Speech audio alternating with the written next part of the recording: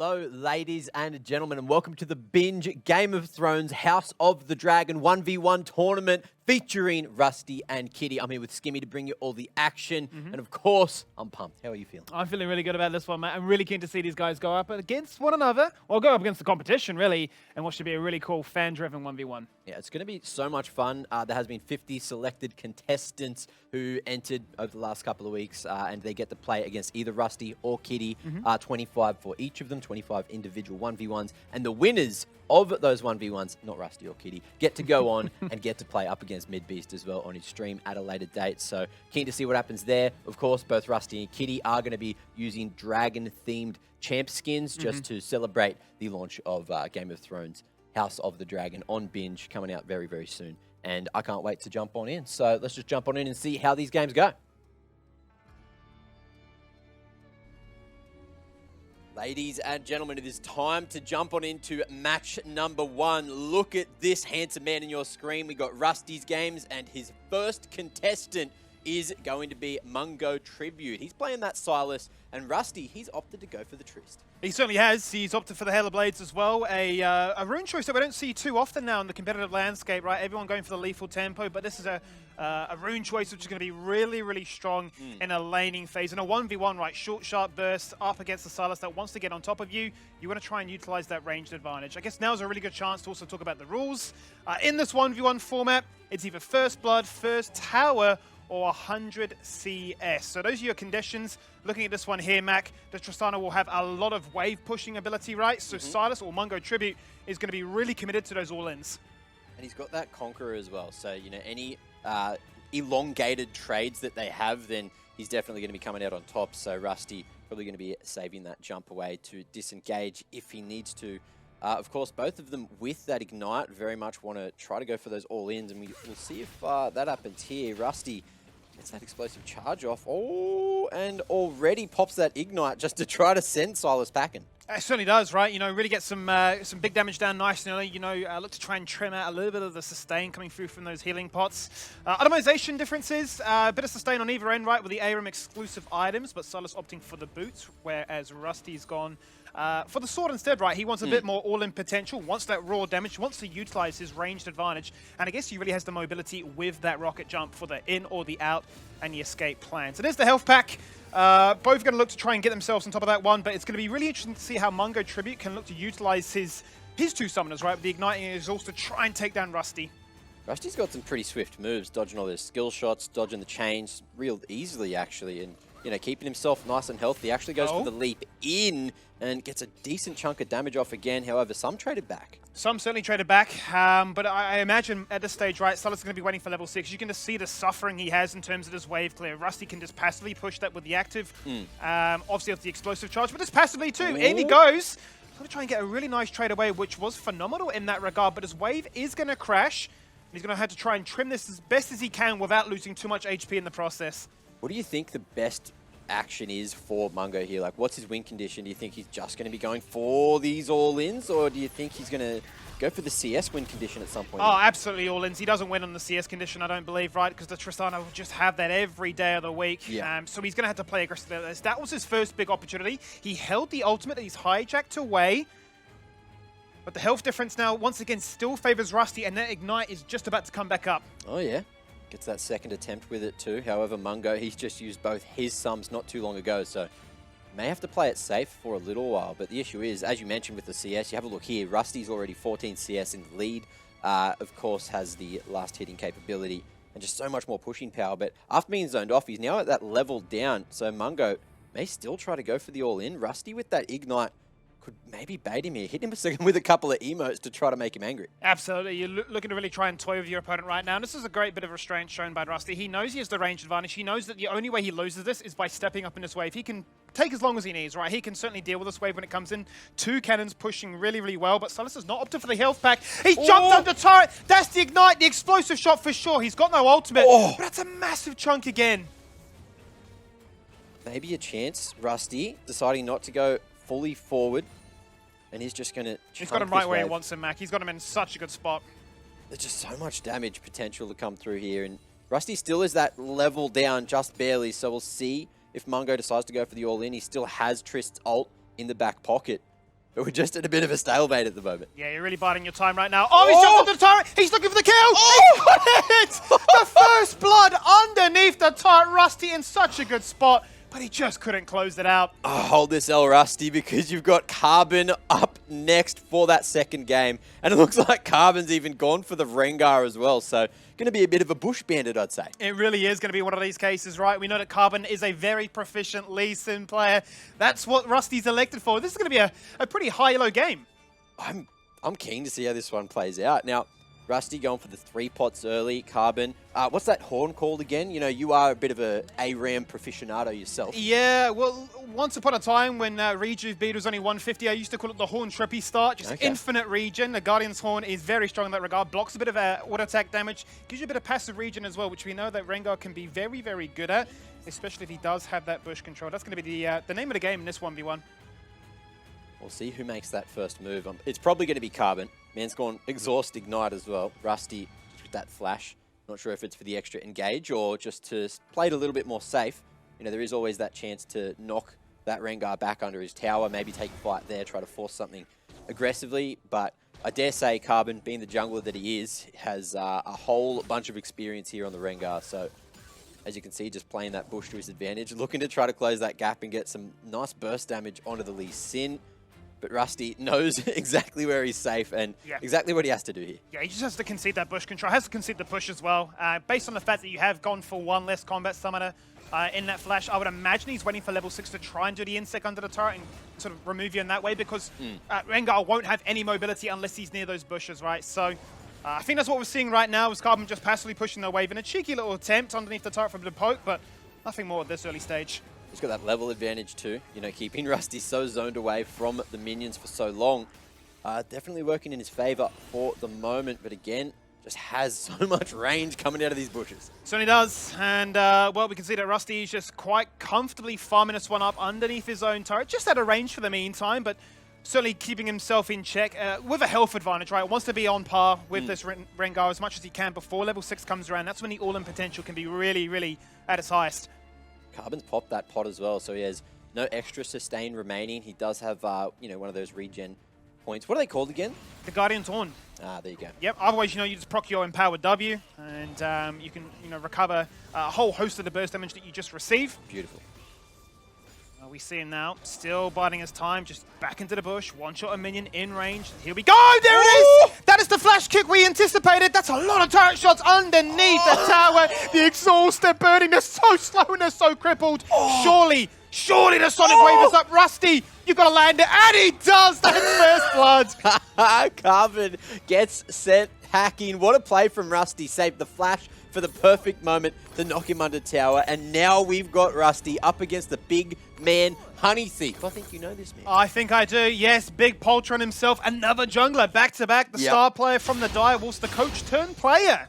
Now ready to show what he can do in a 1v1. What's he gone for here? Looks like we've got Rusty on the Yasuo. What do we got coming in on the other side? So we'll have a look at that in just a second. Looks like we've actually got the POV of Rusty in this one. Oh, Honey Thief. There you go, on that Tryndamere. Certainly no time for any spectator shenanigans. We want to see live pro cam. How does Rusty still do it? A pro player turned a caster. Does he still have the mechanics? Will a Yasuo play it? You'd have to imagine so. In goes the Tryndamere straight away for a cheeky little trade like that. And a Tryndamere is so annoying in a 1v1. I wonder if Rusty knows that we get to see his full POV. I kind of wish we had his POV for that Lee Sin game. That would have been interesting. Would have been a pop-off for sure. 100%. Now let's see what Honey Thief has here. Playing the bush, just, you know, having that invisible threat. And Rusty just running around trying to get some damage off on those minions. Of course, Honey Thief is waiting for that level 6 power spike for sure. You get that ult off on the Tryndamere and you can just go all bloody in. Absolutely. Both players, right, can certainly have a lot of strong all-in potential. The wind wall isn't going to find the most value in this 1v1, however, so that's a bit of a disappointment. But regardless, you see Rusty stacking up his E, dashing through the minions, stacking up the maximum amount of damage, and then looking to try and land that tornado and buy time, prevent the uptime that this Tryndamere is hoping to achieve. So we got that flash ignite from Rusty. He's kind of winning the trades at the moment, but again, Honey Thief has that little bit of extra regen on, it is his W? Asu's W's like the chicken dance, the scream, the slow you right. down. Obviously, like the spin to win being your E to go on. You just want to manage your Fury bar as best you can, right? For the fine art juggling of more damage versus more sustain. We've got here Cannons starting to fight. Rusty just playing it real slow, knows where he can stand, where he shouldn't be standing. And Honey Thief doesn't have much Fury worked up here, so Rusty really controlling the wave, trying to make this one crash, but another wave, of course, coming for Honey Thief just to play around before we get to any of this tower action. Here we go, though. Level 6s. A small moment where Rusty will have that advantage. Honey Thief needs to kill this wave before we can hit it. I don't really know if Rusty can do much about this, though. He can look at him, but I don't really think you can contest a Tryndamere underneath this turret. You just have to sort of watch it crash for free. Rusty's still got those 3 health pots remaining, so not really having to use too much there just yet. As you mentioned, of course, Windwall, no real use in leveling that one up, so get those earlier power spikes with other abilities as well. Certainly does. Indeed, once again, stacking up Q2 charge, looking for the tornadoes, guessing these minions from far. He really respects the power of this Tryndamere now. Ultimates are available. Yes, he's got flash, but he's going to need a whole lot more to try and run away from this Tryndamere if Honey Thief ever gets aggressive. Just the slow farm coming through from Honey Thief. Really just showing his patience, trying to play with the brain of Rusty at that mental battle and see if he can get in range to go for an early all-in. Level 7 against level 7 now, and you can see Rusty, he's just ready to go in whenever he needs to, but still has that health pack to play around. This is such a big 1v1. I mean, imagine if you're on a set of Diables right now, you're looking at this one thinking, all right, coach, become a player. You have to win this 1v1. You can't lose to a caster. You're a pro player. You've made it to the playoffs. Got to show us what you can do here. As for Rusty, I'm going to showcase that, hey, I'm qualified to talk smack about you players. Beat him in a 1v1. And then see what you have to say about it. All big damage onto the minions, trying to go all in on the Honey Thief. But again, he's just going to spin to save himself. Yeah, just so much restraint from both these players. Really looking to try and bait somebody into a very poor trade. Once again, underneath the turret. And this is when the Tryndamere starts to win outright. Full Fury bar, one auto attack here, another there. And it just will win. You will just out-sustain this Yas. Ridiculous chance of those extra crits. We'll see what Rusty's going to be able to do here. Now playing from a health disadvantage, which is not what you want to see. Will definitely have to hit himself a little knock-up to try and go for that all-in. In goes Honey Thief, and Rusty just dancing around the minions, trying to dodge as much damage there as possible. Honey Thief, right quick, Bandit, really just trying to chase him down. Zones him away, and now may go for the all-in. He's still got that ult remaining. He certainly does still have that ult remaining, and you can see Rusty is, trying to answer back as best he can by stacking up that Conqueror within these waves. Dashing as much as he can, but he does get slowed down by the Tryndamere as well, especially when that full crit bar is there. So he's able to hold himself out. Obviously, the Cloth Armor will help in that regards, and the shield not to forget about that as well. But this wave feels like it's been stuck underneath the turret for such an eternity, and still we're just waiting for that killer instinct. Getting to that point as well where Rusty's just hit the 50 CS mark, so he's halfway to victory in that regard. Wonder what Honey Thief's is as well, so maybe we can have a quick look at that when Rusty wants to press that tab button because we've got this POV angle. But still, maybe just waiting for an all-in moment. Rusty, he's looking for it. Certainly is. He's a two-button Andy at the moment, I'll tell you that much. W just does not exist. Regardless though, the Q maxed out, level 10 is there. Once again, the chicken dance takes place, getting him slowed down underneath the turret. Thief looking to try and lay down as many autos as he can, just out of range of the turret, but he does cop one in the end. Still, both players take the same amount of damage. I'm just watching those Conqueror stacks every time Rusty takes his engagements to see how stacked up it is, how long it's going to last if he goes in off the back of it. But for now again, just seems to be this standoff. It's just so meticulous. It's like a cheeky trade here. Did you overstep there? Did you overestimate your potential in that little skirmish as well? And I mean, this certainly could just come down to a CS trade, a CS win condition rather. I don't know if there's going to be a turret falling on down. I'm not sure there's going to be a 1v1 because every time something like this gets teased, they just back away. Rusty took a huge amount of damage just from that huge minion wave as well, so decided to get rid of that. Had a quick peek there, trend on 52 CS, so Rusty's actually up by 13 at the moment. Yeah, and that just puts the pressure now on Poltron, right? That he has to start playing a little bit more aggressively because certainly once you get to the 80-85 mark, you're feeling the pressure. I need to do something now. Had an opportunity to go for the all-in, but again, it really looks like Rusty is playing for that 100 CS win condition, getting every single last hit. 30 CS away now, has a huge lead, 57 CS for the Trin. But it does, and you know, I suppose really for Honey Thief, you're seeing him sort of just look to try and bait out these minions. If he is going to go for an all-in, he can't afford to have it underneath the turret to act as that 2v1. Ideally, wants it when there's no minions there as well, so Rusty can't dash through them. He's got a flash as well, Rusty, he does, Max, so like he can really look to try and buy as much time as he possibly wants, especially the Undying Rage. There was an ult opportunity there, decides not to go for it. Once again, Conqueror fully stacked, and we're starting to work our way to lower HP bars. Whoa. Honey Thief, he's very close to going for that all-in. He's still got that ult remaining, hasn't been chipped within the inch of his life just yet. Rusty really trying to go for these CSs, and he's got the 79 for 80. Get maybe 82 from this, he will. Wow, he's got a massive CS advantage. genius, isn't he? Yeah, 82 to 66, Mac. That's phenomenal stuff here. And this is when you're really starting to get a little bit angsty as the Tryndamere player, thinking, I need to do something. Oh, he's getting a little bit too comfortable in this game. There's the shield once again, looking for the knock-up with the tomato, potentially. There it is. Oh, no all-in, though. Rusty holds his wit, holds his nerve. Rusty just doesn't need to all in. This is the chance. He's just running away. Here he goes. It's the exhaust. A flash away! He's just buying time. He's just toying with him. Did Honey Thief pop the ult there? I don't believe so. Oh, so he's still got that one going. Rusty's so low. Could go heal up. On the point over towards the right there, you can see Honey Thief happy to take his one. And looks like now is potentially the chance knock-up come through from Rusty. But again, smooth moves. Here And it Honey is. Thief has to pop the ult. There's the Undying Rage. And on the timing, Rusty may be able to get this last hit. He'll come through from Honey Thief just in time. And Rusty... Oh, no. Oh, he's dancing. He's thinking about it. He's looking for the Q2 charge again. He's looking for the knock-up. That would be the all-in underneath the turret. He would win that one out. But look how low they both are. It just takes one misstep now. 94 CS here for Rusty. He needs one minion wave or one kill. It's so close. Just waiting for the perfect moment. Here comes that minion wave to try to work up an extra bit of that. Here we go. He's been slowed. He's dashing. He's praying. He's on a dream. He missed a knock-up. He can't ult. He needs to try and rack these minions. 97. There's one. That's 99. He has to win the game in this play right here. There's the ult. Boom. He's not got it. Rusty, please turn around. That was as close as it comes there, Mac. Oh my God. Honey Thief knew he had to go all in. Oh, and I'm all juiced from that one, but we got Twiggy Stick 1, 2, 3, who's now going to have a crack at the champion. What, Rusty, what's his record now? 2 from 3 rather. That's right, yeah, he's looking bad. pretty sharp, isn't he? Up against a pro player, up against a lot actually, so these lobbies have been fairly stacked. Now going into this one, we're back to that spectator POV, and it is Rusty back in the Lee Sin, but it's a Quinn, which is also a very good 1v1 champion as well. See how it works out. Of course, Twiggy Stick, definitely a big name in the community. Definitely seen him in Twitch chat here and there.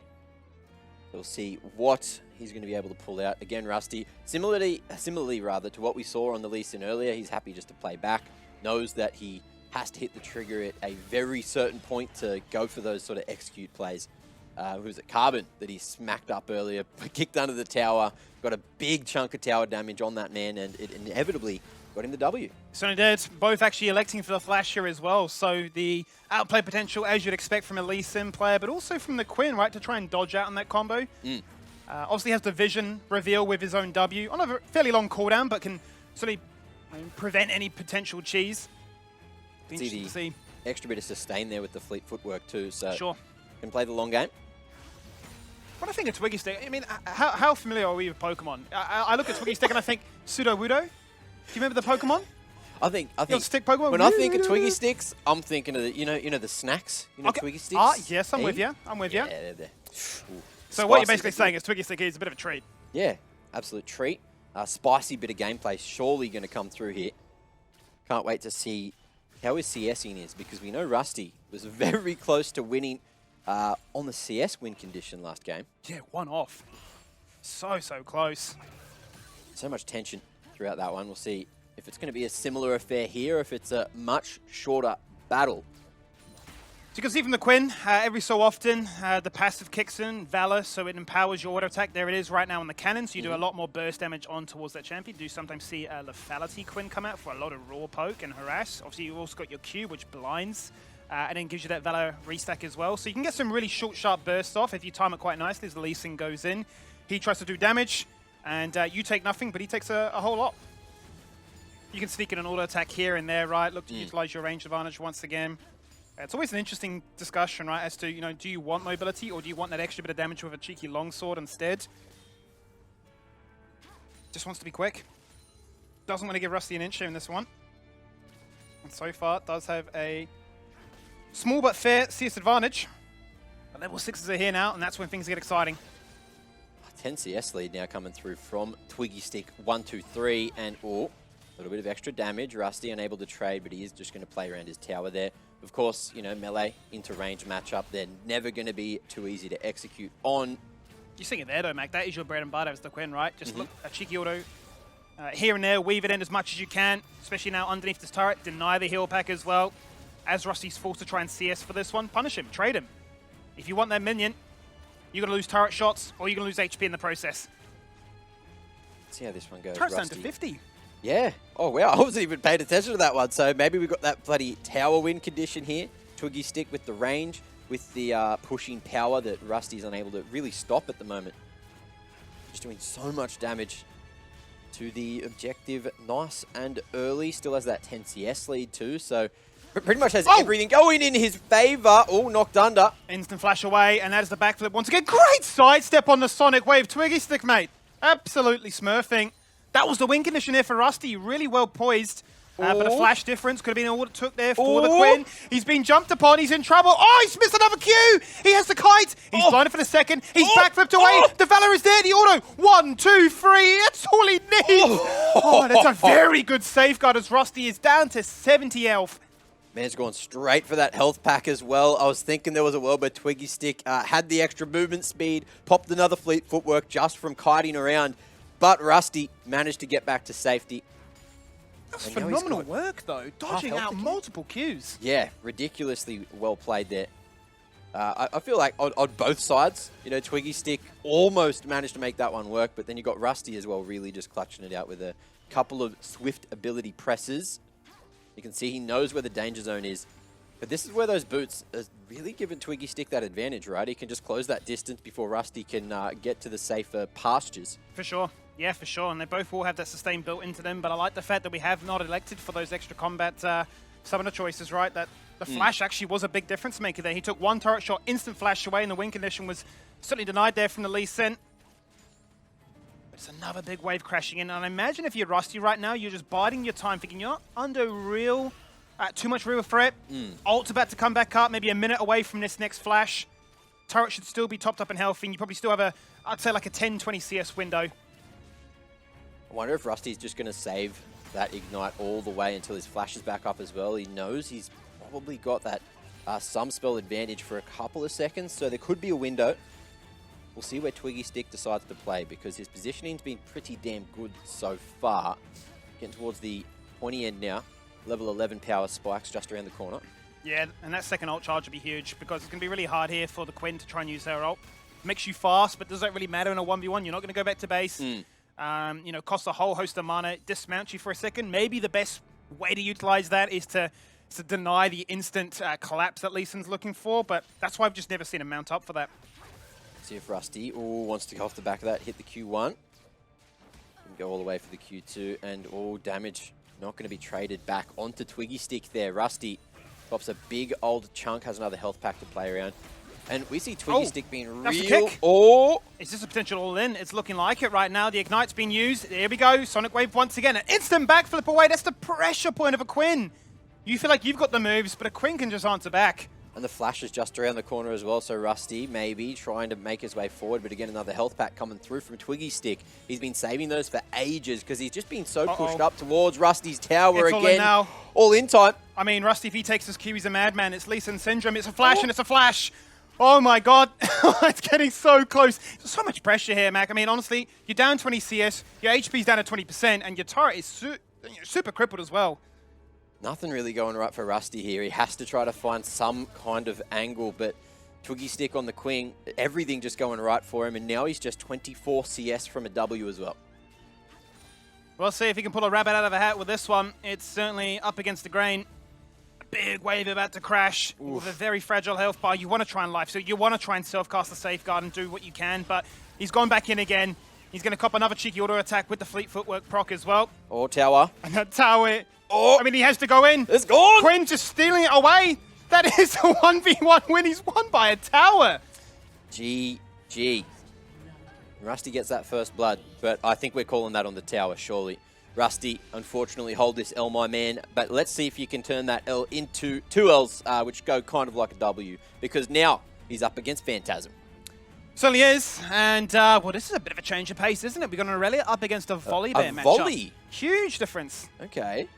See how Rusty goes on the volley. Haven't seen him play this one before. Phantasm, though, the Aurelia, this one, I feel like it should be difficult, but at least Rusty's got that extra sustain, big bruisery, tanky boy.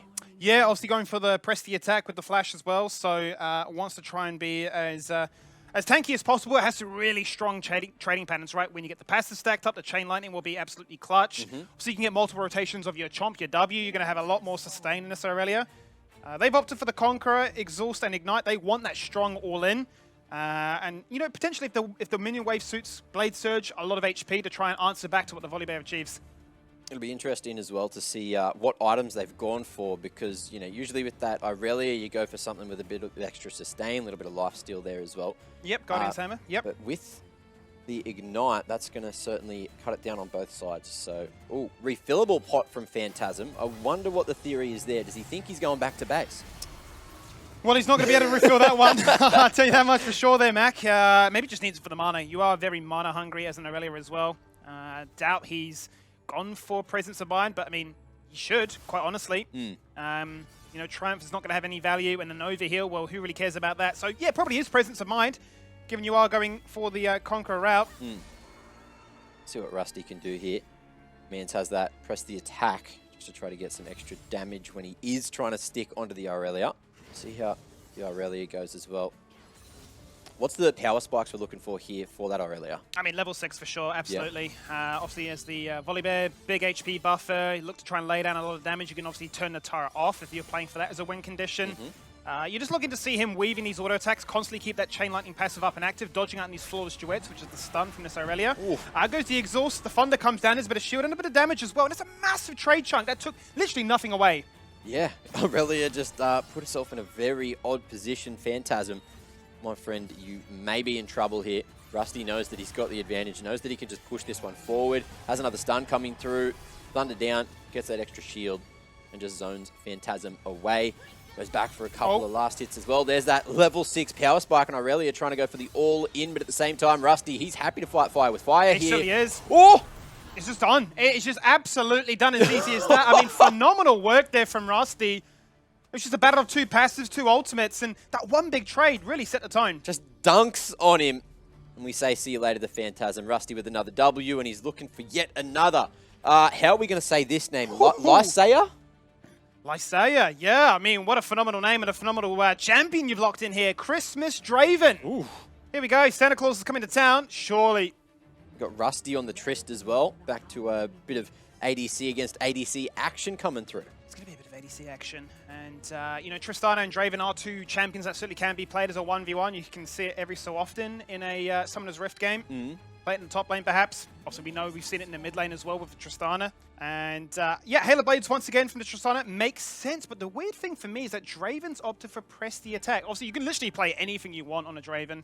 But this just means he wants to catch as many X's as possible. Not too concerned about his attack speed, just the raw damage. And the issue for that is, for the Draven, is that Rusty's going to know exactly where that Draven's moving. Of course, trying to get the scaling, trying to get those stacks up. And I don't think Rusty was spotted going into this either, so he's just going to go for the straight up all in. It's the rocket jump cheese. You love to see it. This is one of the biggest strengths of Tristana. You just jump on the head straight away, hence why we see a lot of Taric and Nautilus, right? A lot of early game burst potentially. He's actually opted for the snowball this time around, right? So that is passive true damage. Gives you an in and a potential disengage away to a minion. You can sometimes block out projectiles if you time it quite nicely as well.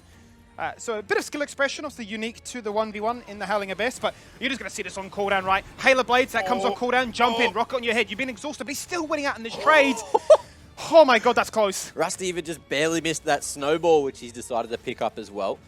Just trying to keep the aggression going. Health packs coming through from both sides, and now Rusty's got that 1 level advantage. Not for long, though. Draven hitting level 5. And we'll see if Rusty decides to go all in when he hits that level 6 power spike. He's definitely trying to power farm right here. He certainly is. And I think maybe if you're like Sarah right now, you're just thinking, all right, let's stack up as many of these axes as possible, get those adoration stacks up. Yes, you can cash it in for kills, but at level 6, right, it empowers your ultimate to do more damage. So perhaps if you're not winning out in these trades, you just sustain yourself up, get that to as strong as it can be. Level 6, potential in there. And Rusty really doesn't want to crash that wave too early. Decides to go for the all-in. He's hit level 6, but he can't get a good ult off. A big chunk of damage, though, keeping the health looking pretty even. Certainly is, and that is going to be one of the advantages that Tristana has in this matchup, right? Hellblades off cooldown every single time. Rocket jump in if the Draven can't answer back because he's caught in an animation trying to catch one of these axes. He can't do much, but when he can drive forward, catches, refreshes the W, he will run this Tristana down. I think that's why Rusty's trying to play around the bushes here, just keeping himself as invisible as possible. Doesn't want to get chunked up by the Draven. Getting too close to him, you can see when he wants to go forward. He really wants to go forward. He certainly does. You just look at the movement speed, suddenly just burst into life, right? He's looking to try and chase you down, but as you quite rightly mentioned, Rusty doing a great job of vision, really making sure that those trading patterns are always one-sided in his favor. He's controlling the pace, he's controlling the tempo, and he might even control the W, but I guess we'll see. That tower didn't take too many shots once Rusty crashed the last wave. And Draven really just keeping things slow. Going forward, trying to zone Rusty away from the health pack. It's just a tickle from either side, really. Yeah. Like a one-charge explosive, whereas one axe just being caught instead. Not really much doing at this stage.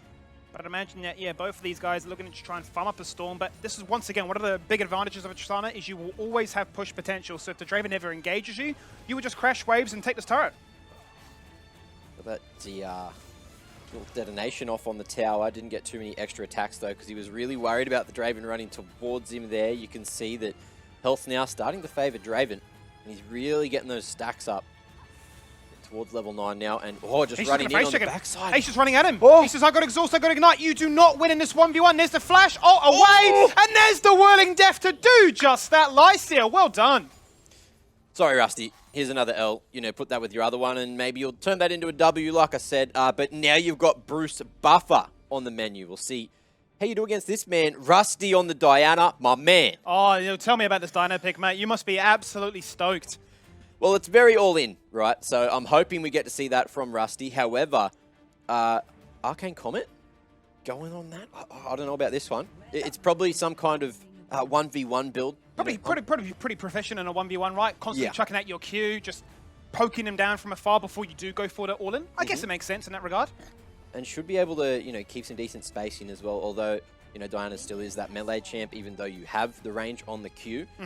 And Bruce, he's playing that volley, so if you have to go too close to those minions, he can just run at you, hit you, pop that lethal tempo, and then just, stack up that passive real early on, do that early damage. Rusty could be in trouble here. He certainly could be. Bruce has actually gone for a really interesting build. As we say, lethal tempo for the really prolonged trades. Yeah. Extra attack speed, extra range as well, but he's actually opted to go for the Balmy Cinder start as well, so he wants that passive push. Oh, yeah. As opposed to a cheap item spike with these ARAM exclusive items. So that's really interesting for me. It's almost like you're a jack of all trades, strong in team fight, or strong in a 1v1 rather, but strong push as well. Let's see how Rusty plays this one. Not going too close to the volley too early on. Of course, just wanting to get those last hits off as those passive stacks on the auto attacks as well, as long as you work those up. Turn it into the AoE, extra damage, maybe use that to poke on the volley.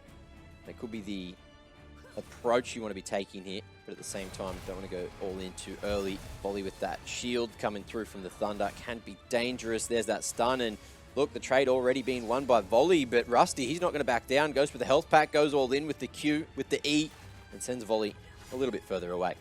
Well, they're both coming out that one, no worse for wear than each other. Both going to be chugging through those potions, and the shield usage, as you're going to see from both these players, is going to be of the most paramount importance to try and keep yourself top up and healthy whilst you're waiting for those health packs to respawn. But we saw a bit of an interesting trade pattern take place right there, right? The fact that Rusty does have the poke advantage compared to the Volley Bear, but once he does get that slight opening, he will commit for an all-in. He will look to try and match fire with fire, which is where Bruce Buffer will look to flourish as well.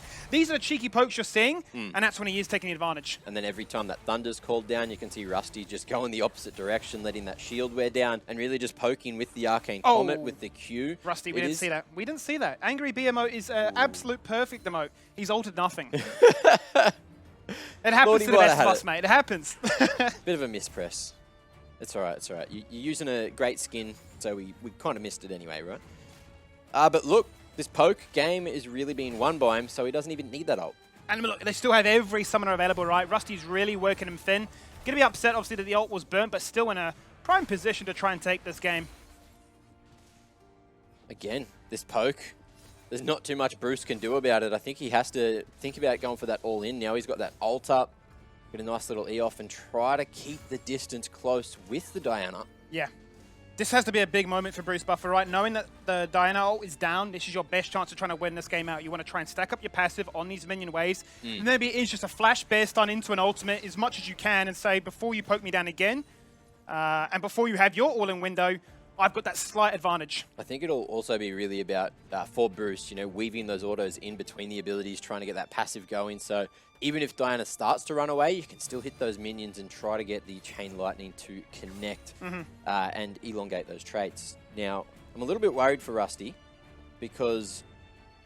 Actually, I'm not worried for Rusty. I mean, he's in such a good spot right now. He's under no pressure at all. Just look at how he's playing this. He's literally last hitting minions. He's just buying time for his ultimate, saying, oh, if you're not going to all in, then you're kind of giving me a window just to shut you down in this next big play. And look, there's absolutely no chance that Bruce Buffer is going to be winning this in terms of CS because Rusty is just keeping him so far away. Arcane Comet build has been on, and so is his ultimate. Bruce Buffer trying to turn this one around, but he's not going to get that second E-off, not going to get any heals at all, and there you go. Stuff.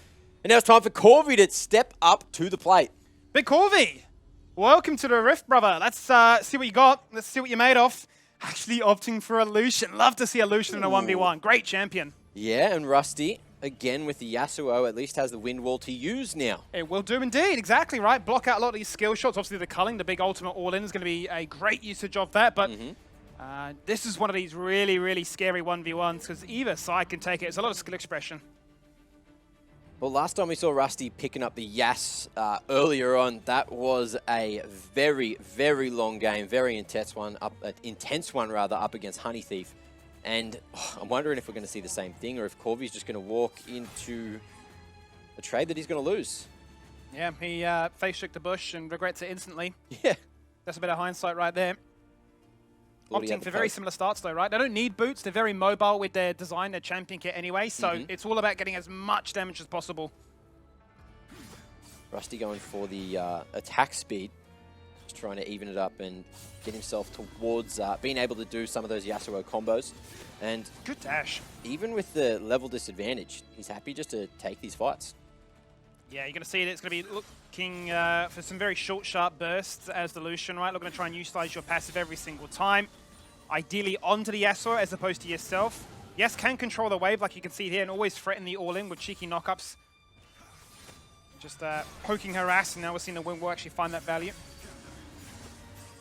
In a great spot right now. Lucian actually diving away from where he wants to be. The exhaust and the ignite coming out here from Corvi. Both low.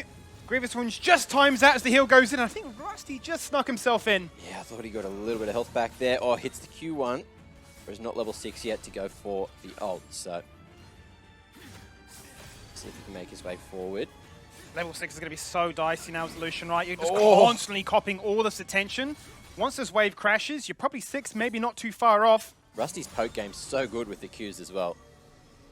I feel like this wave will give you 6, and then all you need is that ult. Underneath turret anywhere. You probably just win straight up. See if he can keep himself nice and healthy. He's popped those pots nice and early. He can pop another one for the fight if he needs to. And Corvi is just zoned so far away from the wave. There's the level up. Ult's now online for both parties. Certainly is. So now it's all about looking to try and stack up this Q2 charge once again. Look to land that tornado. Go for the cheeky all-in. Now there's a bit of healing that's come across. Rusty does still have a health pot advantage. He's just going to look to weave as many of these auto attacks in to try and find value from this lifesteal. As for the Lucian, going to be a bit of a harder game to try and achieve. Rusty's flash has been down for a while, almost towards the half mark on the duration of that being back on up. And Corvi, you know, that exhausts. The cooldown time is just nowhere near as long. So we'll have double sums to play with earlier than Rusty, and we might see an all-in from him coming up very shortly. And yeah, absolutely. I mean, as Rusty right now, you're thinking, anytime I can land another cheeky tornado, it's getting closer and closer to that win condition, right? You deny away these health packs if you go in. you can't get the full value out of it. Obviously, as we saw there, he does. But as Corby, you really want to buy as much time as possible to get those double summoners up. And if the ult comes out from the Yasuo, you exhaust ignite him underneath the turret, and maybe you sneak away cheeky win instead. That exhaust about 10 seconds away from being back up. Ult still online for Corby. You use those two together, and that's a nice little combination to chunk damage. But of course, the Yasuo with the wind wall means you need to try to find that perfect position to pop the Culling. Tytava, nice airborne. Just working his magic, weaving him down. Looking for that final opening before he decides to go for the all-in. Corby is getting rather low on mana. This is the issue, right? Is he's only going to have a finite amount of dashes. What does he want to use it for? For wave clear, for harass, or does he want to save it all for a culling and a cheese? Ooh, okay. A couple of right clicks traded. I'm just waiting for Rusty to hit that tornado, hit that all in.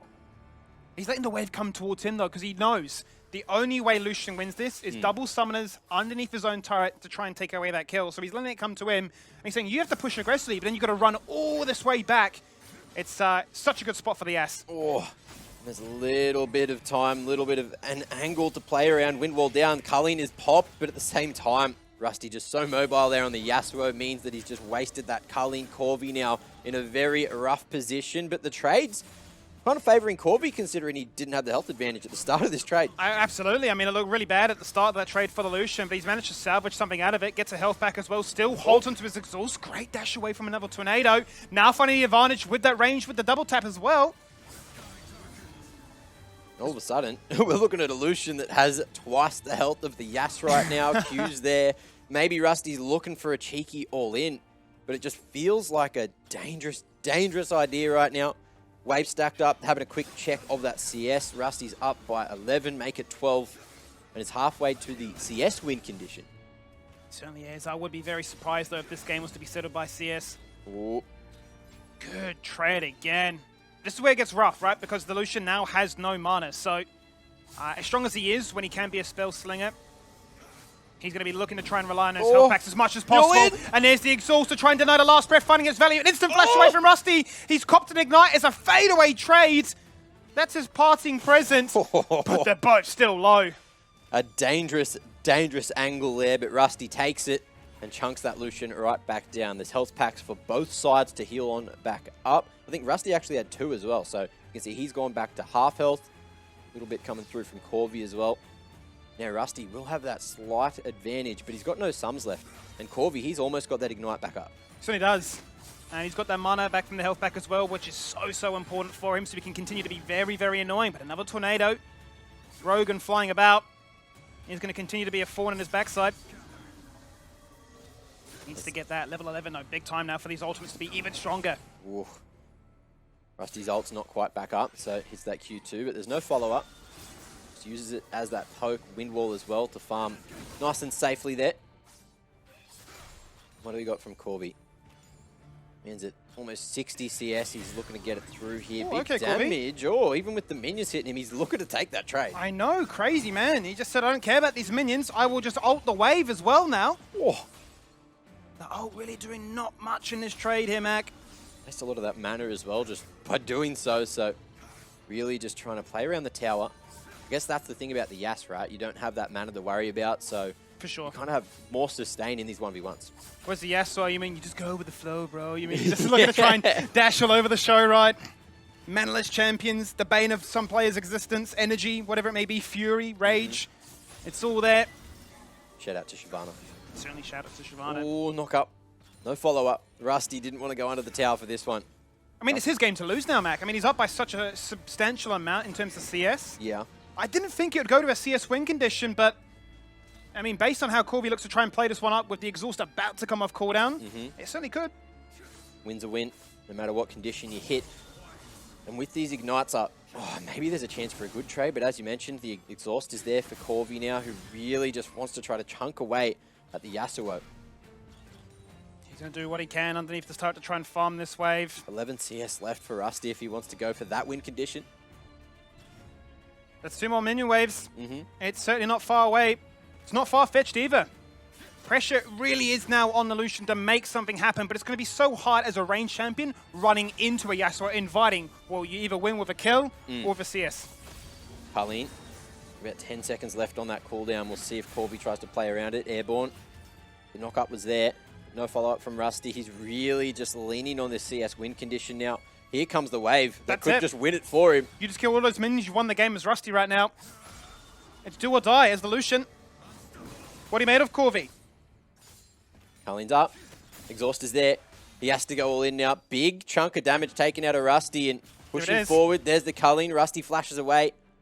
But Corby needs to keep Rusty away from 4 of these minions. Just needs to push forward and zone. Yeah, he's tried everything he can in that occasion there, Mac. It just hasn't worked in the way he would have liked it to. An attempt nonetheless. But yeah, I think the sad B emote says it all. He knows that this wave crashes and Rusty, I mean, he can miss every minion in the world. He could be silver in his farming mechanics. He's still going to salvage 4 out of this. And he knows he wins if the battle takes place because there's those shots from the tower. 2, 1, bloody get it on into it. Oh, and Rusty opts for the kill instead, so Corby knew he had to go all in. It's a 2-for-1, isn't it? Get the kill and the CS win. Just win in every regard. Congrats, Rusty, for yet another W. Lost count of how many of those you've got. Few L's, but I think he's got a pretty good win rate. I think he's got a positive ratio at the moment, hasn't he? Not too bad, not too bad. Now, it's Tytava's time. Yes. Shine. Tytava, show us what you got. Got the Akshan here. Ooh. A champion which on its release definitely pissed off the League community. They thought there's no way a champion can just revive people. That seems illegal. That seems broken. True. Honestly, one of my favorite champions to play in ARAM. You can just revive all your teammates after a big fight because that is all you're doing. In a 1v1 though, it certainly does still have a bit of merit. Once upon a time we saw it played in the mid and the top lane. Okay. Does have that gap close as well. He's up against the Lee Sin. Rusty, of course, running it back on the Lee Sin yet again. But if he does just swing on in to the Lee Sin, then what's Rusty going to do? He can hop away to some minions, maybe kick him under tower. I guess they're your 2 options, right? Well, it certainly is. And that's why I'm interested now to see what sort of variation the Akshan goes for. If he's going to max his Q, so his Boomerang, which you can extend by hitting it on the minion wave, will we see? Or do you max your E, right, to like slingshot in all the time and land damage in that way? Ooh. What's Akshan's passive in this map? Because there's no river to go invis in. I mean, yeah, he just literally can invis against the wall. That's pretty much it, right? Yeah, right. So it loses a bit of value in that regard for sure. And he's copping a fair bit of damage in this chunk as well. Ooh. Rusty goes all in early. Hasn't actually popped that Ignite, but forces that one out of Tytava, who's still got the flash remaining and pretty close to the tower. So I don't know if Rusty can complete the job here. You might think about it. 3 health pots as well. For him, 1 or 2 still there for Tytava, so I feel like Rusty wins this trade, and I think he knows it too. Or just barely misses the Q. And Tytava... Fadeaway slingshot into a flash, like, nah, I'm not finished just yet. Whoa! Rusty almost cops the outplay, but again, have a look at the health. I think Rusty's just waiting for these Qs to come off cooldown, just trying to get a little bit of extra poke before he wants to go for that all-in, and he's just holding on to the Ignite for dear life. He certainly is. He's waiting for that level 6, like we've seen him do countless times already today in these 1v1s. Akshan obviously has a very strong ultimate as well, think Caitlyn, but you can be denied by minions and turrets, so a very mobile champion like Lee Sin could certainly have some creative tools to outplay that. Going for those last hits. Wants to get that kick on the line. Probably 1 CS away now. And there it is, level up. Oh, Q in, actually goes the whole thing forward. The slingshot away, so Tytava knows that he wasn't going to win that trade.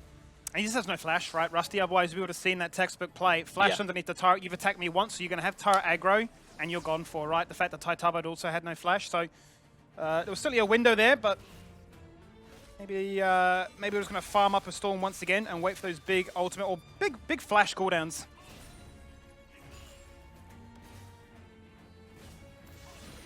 Everyone just waiting it out now. Tytava happy to CS away. I'm sure he's got the lead here. Man has the range. Oh, and Rusty. That's good, actually. Denies the cannon. Yeah. Quick Q2 in. Big chunk of damage. W away back to his minions as well.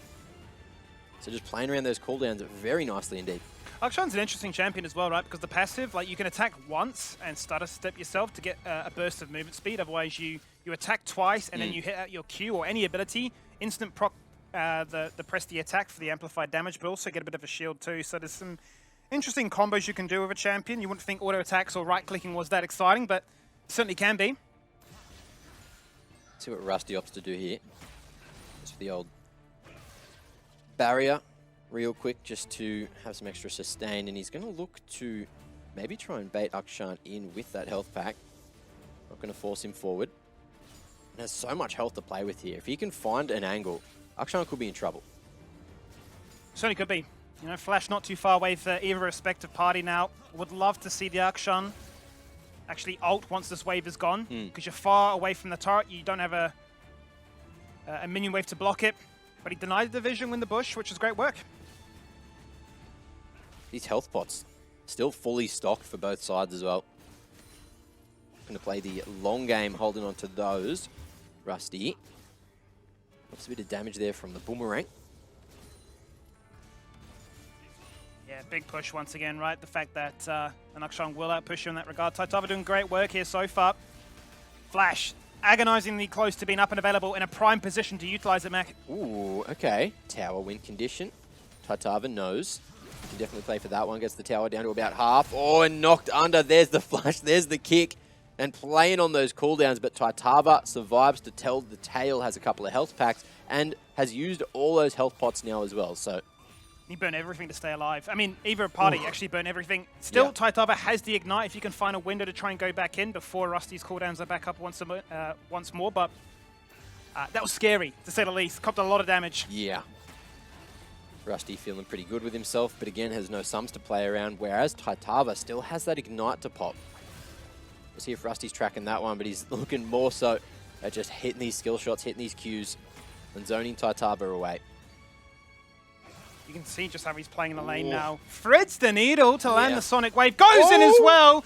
And darts out before the turret can register aggro. In jumps Tytava. An absolute psycho. Cops the ultimate. That's going to be blocked by these minions. Oh, big damage. Denies the heal. The Sonic Wave goes out. Tytava with the boomerang. He's looking for the damage. 1, 2, 3. There he goes. Surely. One more water. Tytava. That was your game to win, but on the clutch of defeat, Rusty sneaks it in. Wow, Big Red coming through with the W. I don't even know how he's managed that one. Ridiculous scenes in the Howling Abyss. But again, new game. All right, breathe. Compose ourselves, Here we go. Yep.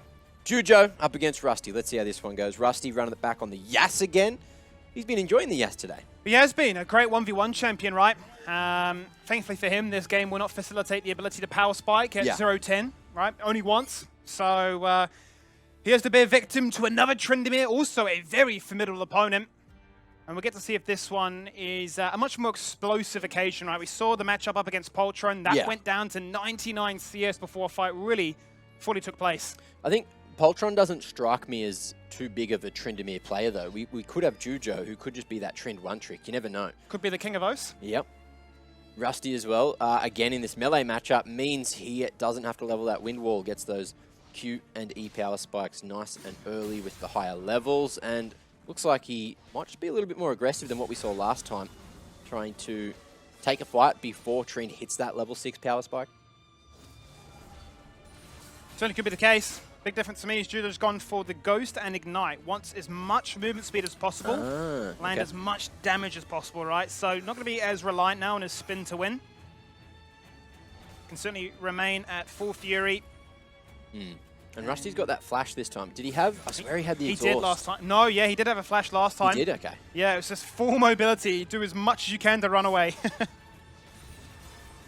Create that space. Oh, Jujo going forward. Just stealing away the initial healing from that health pack as well. Being an absolute nuisance and trying to zone Rusty away from as many of these minions as possible. Level 5 v level 5 now, knock-ups there. But still no follow-up on either regard in terms of ultimates because we're still that one level away. Power spike coming shortly though. So we'll be back.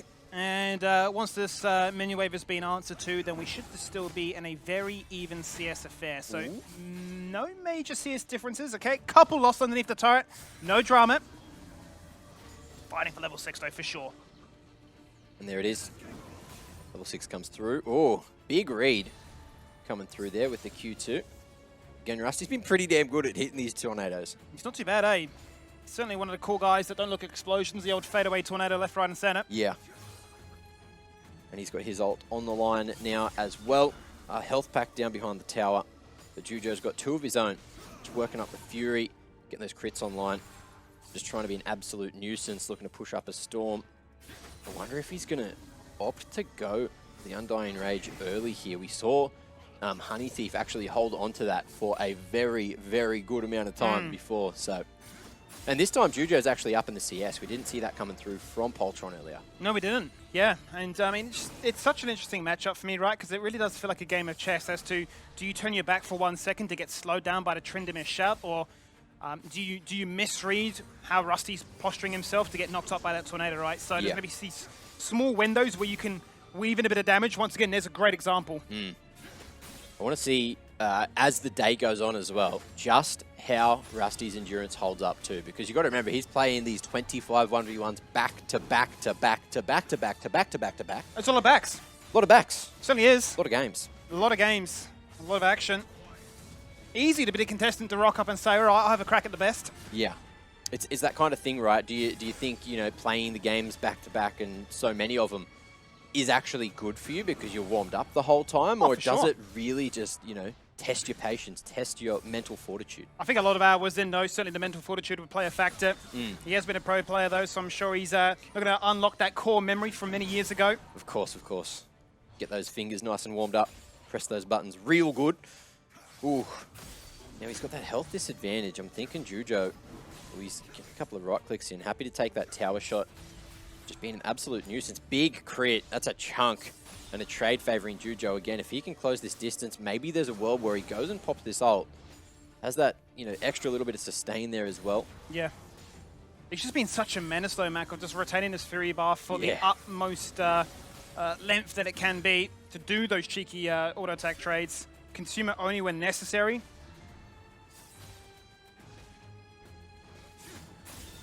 Rusty's got a decent amount of health back as well, so may consider it. Good couple of knock-ups. Oh, health pack taken. Jujo not able to deny that one this time. It does feel like such a strategic but a calm affair at the same time, right? Yeah. Like, you know, you are looking for the left and the right in terms of, can I get a stab in here or a cheeky auto there? You really are trying to hyper-analyze your opponent. Do you make a misstep? Are there any tendencies as to how you approach the wave when you pop that Fury, when you look to try and land your juking patterns? Yeah. I feel like Jujo seems like much more of a Trynd player compared to what we saw coming out of Poltron. Just really constantly getting those autos off, working up the Fury bar. Oh, cops another tower shot, but still has a pretty chunky health advantage, you know, just in terms of being that bruiser. That's what he does. Poltron watching, thinking, all right, Mac, I'm going to play Tryndamere in the jungle next game, you just watch. But Jujo's doing great work, as you say, absolutely. Under no pressure at all to ever pop any of these summoners, constantly max health, and once again, there's a great juke away. He's starting to read the play. Just knows when those Qs are coming towards him. Hold that E for it, just to go for the counterplay, and oh, another one. Nice read from Rusty. Won't follow up on the knock-up, though. Sums up for both parties. Have we even seen Jujo pop that Ghost yet? I don't think we have. No, I don't think so. It's been very calm on that front. 11 power spike. Here it is. It just feels to me like this is the matchup, or the way it's really going to go, right? You really are just waiting for that opening, and right now, Jujo may have it. He's not going to decide to commit. He knows he's got him right where he wants him. He stands inside this health pack. You win nothing out of this one. The Ignite goes down, denies a little bit of what it can achieve. Rusty, thankfully, has minions to try and dash away to. He's doing as much as he can, and he tagged it up beautifully, went on a maze, on a bit of a journey. Yeah. Ghost is down. Ignite is down. And Rusty's still got both his sums up. So if Jujo goes too hard here, maybe there's a world where Rusty can turn it around, even though he has a major health disadvantage at the moment. Health pack down behind the tower that he can go and grab if he wants, but he's still just looking to keep this CS up because Jujo's getting real close to the CS win condition. Rusty knows that he can heal just off chunking these minions. There's the knock-up. There's the all-in. There's the last breath. Looking for that one shot. I think he's in such a rough spot, though, Mac. He's not done it. That's it. Jujo, phenomenal stuff.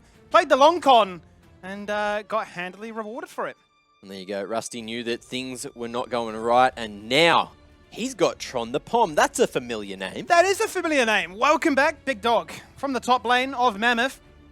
Oh, and following it up with another bloody Tryndamere game. So let's see what he can do. He's actually opted away from the Yas this time, going back to Lee Sin, where he's had a lot of success. He certainly has a fair bit of success on this Lee Sin. I wonder if this matchup will play any differently in that regard. Going to be a lot harder, right, Mac? The fact that you want to try and do the insect kick into the turret. Yeah. The Tryndamere kind of just laughs at you and says, all right, well, like, I'm invulnerable, by the way, so what you going to do?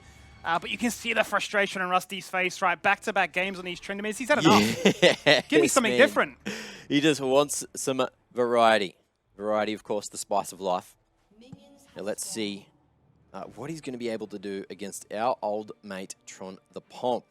I believe we have seen Tron, previously, historically play some Tryndamere in the LCO. Although I remember him more as that sort of Vlad player. That was where he really popped off. That's right, yeah. Especially back in Split 1 when he played all those games. Was a very welcome introduction. And always exciting to see, the new players come into the scene, make a name for themselves, show what they can do on the big stage, as he's going to look to try and do just that in this 1v1. Rusty's angry gaming. He's all in. He's angry for He's sure. going. Trynd, no ult. Not level 6 yet, and Rusty hits yet another Q with a hard read. Oh. Tron, what are you doing, Rusty? He's taking tower shots left, right, and center, popping extra health pots just for the sustain. One more Q and he could do it. There it is! Next Sonic Wave wins it, and he certainly does just that. He's not waiting for level 6 mech. He's had enough for these 90 CS games. Whoa, what a performance coming out of the contestants this week. There was some crazy, crazy plays in there. Really reminded me of the Red Wedding. It certainly did, mate. It was a bit of a massacre, wasn't it? It really did have it all. The winners, the losers, the cheer tension, the action. It was all there for us to enjoy. A little bit of frustration coming through from the casters there as well. But of course, some of those contestants moving towards the Iron Throne. Thank you again to Binge, Game of Thrones, House of the Dragon coming out very soon. Of course, they put this tournament on, so make sure you don't miss that show. And I hope you all enjoyed. We'll see you next time.